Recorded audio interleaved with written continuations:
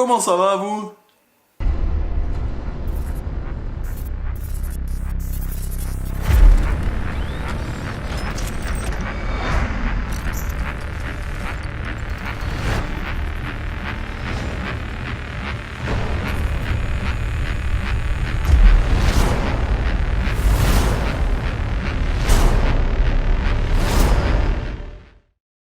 Salut à tous, c'est Lobis de Game Trotter et aujourd'hui on se retrouve pour la review d'un petit jeu super cool, Tiny Epic Make.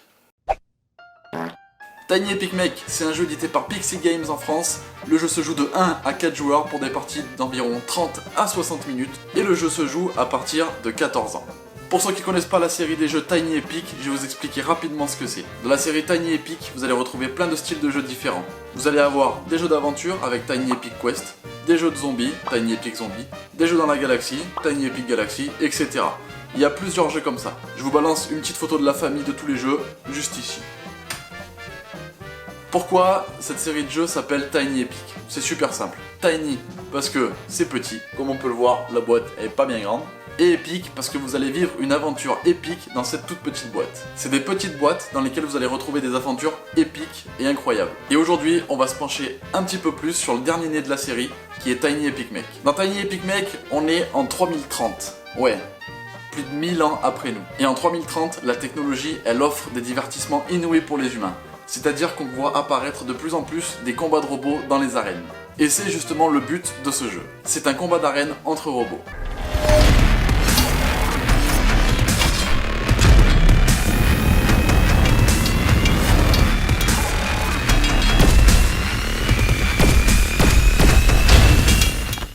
Et on va directement voir comment Tiny Epic Make se joue. Dans Tiny Epic Make, chaque joueur incarne un pilote talentueux et athlétique. Et les joueurs s'affrontent dans une mêlée générale, d'où sortira un seul vainqueur.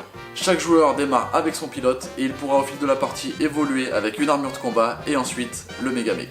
Pour l'emporter, il va falloir que vous ayez les faveurs du public. Comment on obtient les faveurs du public? En marquant des points de victoire. Les points de victoire, vous allez pouvoir les gagner de moult manières différentes et on va voir ça dans les règles. En fin de partie, à la fin de la 6ème manche, le joueur qui a le plus de points de victoire remporte la partie. On va voir la mise en place du matériel avant d'attaquer la partie. On donne d'abord 2 cartes pilotes à chaque joueur. Il regarde les deux, il en choisit une et il repose l'autre dans la boîte. Ensuite, on lui donne un marqueur santé, un marqueur énergie et un marqueur crédit qu'il place sur les pistes de ressources et d'énergie. Un marqueur score à sa couleur, son armure de combat, les 3 jetons tourelles et les 4 jetons mine à sa couleur.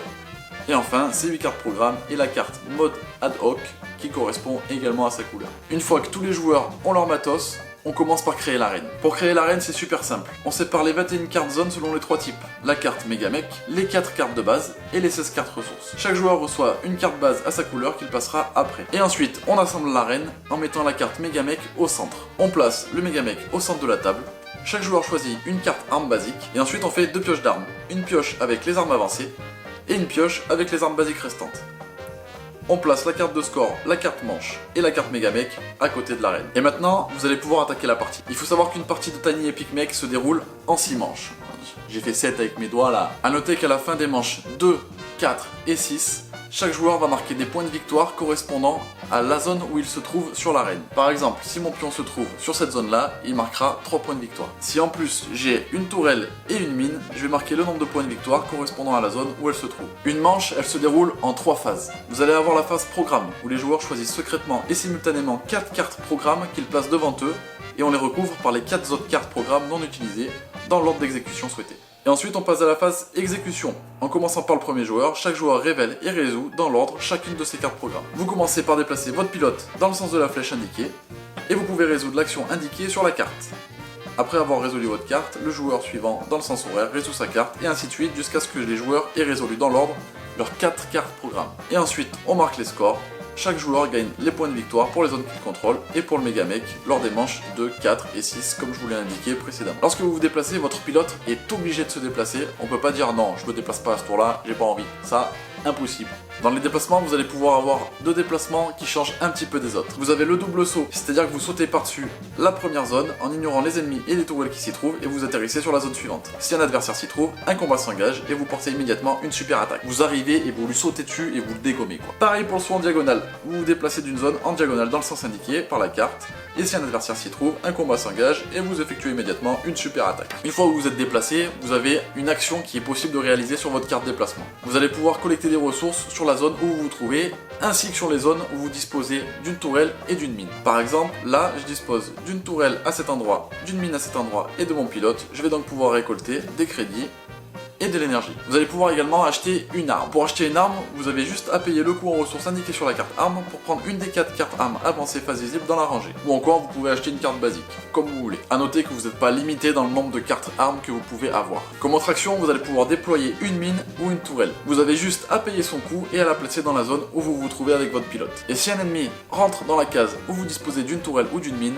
il prend les dégâts qui sont marqués sur la carte de la zone où il se trouve, plus ce qui est marqué sur votre mine. Et si grâce à ça, vous mettez un adversaire KO, vous marquez un point de victoire. Vous allez également pouvoir effectuer l'action de boost. Cette action, elle vous permet de vous soigner. Si vous payez une énergie, vous pouvez augmenter votre santé de 2. Ou alors, vous pouvez améliorer votre mecha. Si vous êtes au statut de pilote, vous payez 5 crédits et vous équipez votre armure de combat. Je vais vous expliquer rapidement comment on peut prendre le contrôle du Megamech. Pour prendre le contrôle du Megamech, c'est super simple.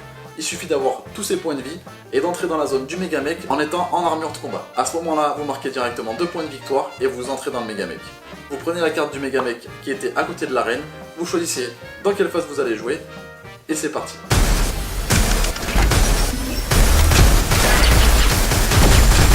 Voilà pour les différentes phases et les actions que vous allez pouvoir réaliser avec votre pilote. C'est plutôt simple, plutôt rapide.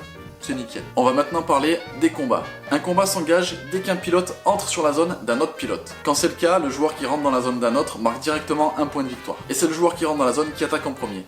Pour attaquer, c'est super simple. Vous prenez une de vos armes équipées, vous la retournez à 90 degrés pour dire qu'elle a été utilisée, et vous infligez le nombre de dégâts correspondant à la première ligne de la carte. Le joueur d'en face va riposter en utilisant une carte arme également. Il peut utiliser la super attaque si son type d'arme peut contrer le type d'arme de l'adversaire. Comme c'est indiqué sur votre carte joueur, une arme mêlée contre une arme zone contre une arme distance et une arme distance contre une arme mêlée. Une fois qu'un joueur a utilisé toutes ses cartes armes, il doit battre en retraite. Lorsqu'un joueur va en retraite, il doit se déplacer vers une zone non hostile et orthogonalement adjacente à sa position.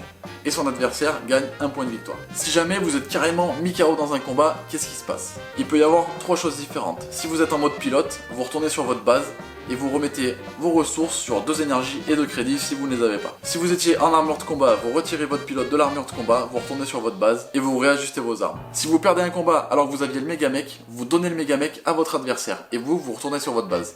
Votre adversaire va remettre les points de vie au maximum du Megamech et c'est maintenant lui qui va le contrôler. Lorsque vous battez en retraite ou que vous perdez un combat, vous passez en mode ad hoc. Le mode ad hoc, qu'est-ce que c'est? Eh bien c'est simple, vous allez devoir retirer toutes les cartes que vous aviez programmées au début de la manche et vous allez pouvoir jouer une carte que vous voulez quand c'est votre tour. À la fin de la manche, vous n'êtes plus en mode ad hoc et vous allez jouer normalement comme tous les autres joueurs. Lorsque tous les joueurs ont joué leurs 4 cartes programme, la manche se termine et on décompte les points. Lorsque c'est la fin de la 6ème manche, on compte tous les points de victoire qu'ont accumulé les joueurs, plus les points de victoire qu'ils ont sur chaque carte arme qu'ils possèdent. Le joueur qui a le plus de points de victoire remporte la partie. A noter qu'en plus, vous allez avoir des règles pour avoir un mode solo.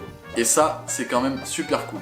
Vous savez maintenant à peu près tout sur les règles de Tiny Epic Mech, et maintenant on va voir ce que moi j'ai pensé du jeu. Et ben le jeu, il déroge pas à la règle de la série Tiny Epic. Une toute petite boîte avec beaucoup de matériel et un jeu super intéressant. On se lassera jamais de ces petits meeples sur lesquels on peut ajouter des armes, je trouve ça juste énorme. Le jeu est super fluide, il se joue super bien, les parties sont cool et on en redemande. A chaque fois on essaie d'anticiper les coups de ses adversaires pour pas forcément se retrouver sur leur case s'ils sont plus puissants que nous, mais quand on n'y échappe pas et qu'il y a un combat, c'est vraiment pas évident. La mise en place est simple et rapide, c'est tout ce qu'il faut dans un petit jeu, c'est parfait. Les règles s'expliquent très vite et sont compréhensibles pour tous les joueurs et ça, c'est déjà quand même un très bon point. On est là sur un jeu simple et bourrin, et moi, c'est tout ce que j'aime. Pas de prise de tête, on se tape dessus, celui qui reste debout, c'est celui qui gagne, et terminé. A noter que sur les cartes héros, il y a juste une petite erreur lorsqu'on passe en mode armure de combat. Il y a une petite erreur sur les cartes, mais Pixie Game a fait les choses bien, et vous pouvez trouver un PDF rectificatif sur leur site. Ce qui est sûr, c'est que c'est un petit jeu que je vous conseille, parce qu'il va mettre l'ambiance dans vos soirées jeux, ça c'est sûr. Et si vous êtes un adepte des Tiny Epic, foncez. Et pour ceux qui ne connaissent pas la série, vous allez adorer. Des jeux simples, rapides, efficaces, c'est tout ce qu'on demande, c'est génial. C'est une petite vidéo assez rapide de présentation de ce Tiny Epic Mech que j'ai beaucoup apprécié. N'hésitez pas à vous abonner à la chaîne et à mettre le petit pouce bleu. N'hésitez pas également à partager la vidéo parce que c'est comme ça qu'on avance. Moi, je retourne me battre avec mes mechas dans l'arène. Je vous dis à très vite pour une toute nouvelle vidéo. C'était Lobis, jouez bien, jouez malin. Ciao.